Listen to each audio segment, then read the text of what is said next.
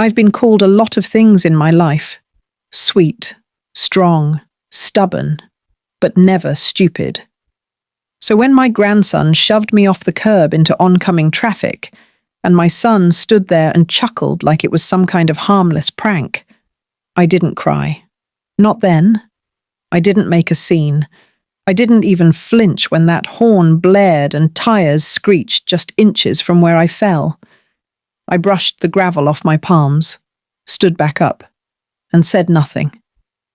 They kept laughing as I limped back onto the sidewalk. It had always been like that.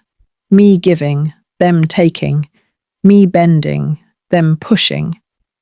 And when I dared ask for a little respect, they made it seem like I was the problem. You're too sensitive. It was just a joke. Don't take everything so seriously, Grandma. But that day, something shifted in me. Maybe it was the way my knee throbbed for the rest of the afternoon, or how they didn't even bother to ask if I was okay. Maybe it was the look in my grandson's eyes. No concern, just pride in his little trick. Maybe it was coming so close to death and realizing it would have been a family member's fault. Or maybe, just maybe, it was the quiet ache I felt in my chest as I stood there, realizing these were the people I'd poured my life into. And for what? I raised my son on my own. His father took off before he said his first word. I worked 2 jobs, packed lunches with handwritten notes, sat through every parent-teacher meeting even when I'd just come off a night shift. I held him when he had nightmares. I clapped loudest at his high school graduation. I gave him everything I didn't have growing up.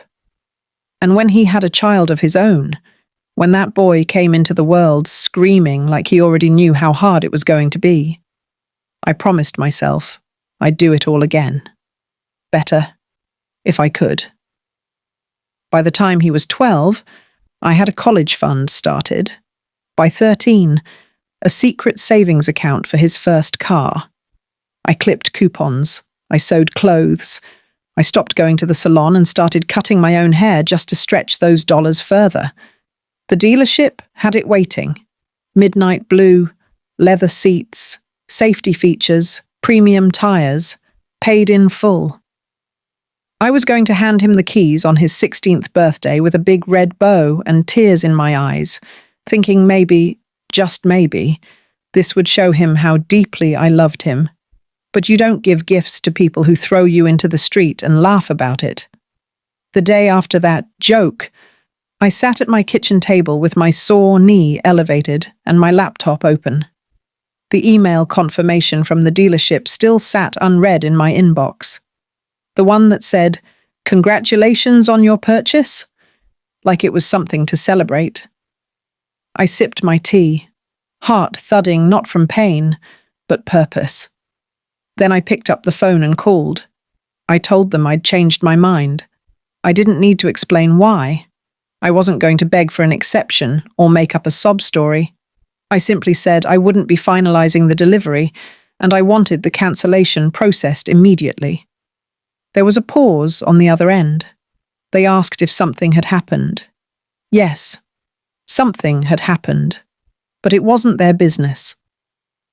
When the boy's birthday came, I baked a small cake and dropped it off at their front door. A plain vanilla, no decorations, no card. I didn't stay. I didn't smile. I didn't even wait for them to open it. I turned and walked away, just like they had walked over me so many times before, that night. Silence. The next day, a few texts. Casual, short. Like they were fishing but didn't want to look too eager. "Thanks for the cake. Quiet birthday this year. Hope you're okay." Still, I said nothing. It wasn't until a week later that I got the phone call. My son's voice, tight and agitated, trying to sound calm. They'd found out. Apparently he was friends with someone at the dealership, and they told him about what I'd done. Suddenly, the cake wasn't enough. Suddenly, they remembered how much I meant to them. There were apologies, half-hearted ones. Promises that the prank wasn't meant to go that far. Excuses about how boys will be boys and he didn't know any better. My son said he was sorry, that I'd misunderstood, that they loved me. Of course they did. I listened to it all. Then I told him no. No, the car wasn't coming. No, I wouldn't be reordering it. No, I didn't misunderstand anything. I saw it all clearly now. There was a long silence on the line, the kind that fills a room with tension even when you're alone. Then he started begging. He said it was cruel to take something away the boy never even knew about, that I was punishing him too harshly, that this wasn't like me. That's where he was wrong. This was exactly like me, the me that finally had enough. I've since taken that refunded money and opened a new account. No names on it but mine, no big announcements. I'll decide what to do with it later. Maybe I'll take a trip, somewhere warm, somewhere quiet.